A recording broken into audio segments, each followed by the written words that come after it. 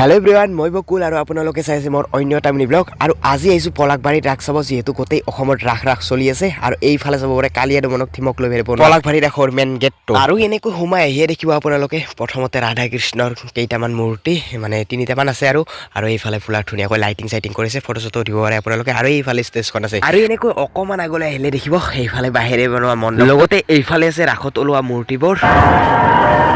আৰু এইফালে পুতনাকো কিছু বনাইছে দেই, একদম আল্টিমেট। আৰু এইফালে আছে এখন কাঠেৰে বনোৱা দলং, যিখন দলঙৰ ওপৰেৰে মানে মীনা বাজাৰ আনন্দ মেলা যাব পাৰি। এনেকৈ কৈ আছো, মোৰ লগত আছে চিন্তু ভাই। আৰু এনেকৈ খুব ধুনীয়া লাইটিং চাইটিং কৰিছে, একদম মজা লাগিছে। আৰু এইফালে এতিয়া আহি পালো আনন্দ মেলা চাব পাৰে, পুৰা চেৰকি দেৰকি।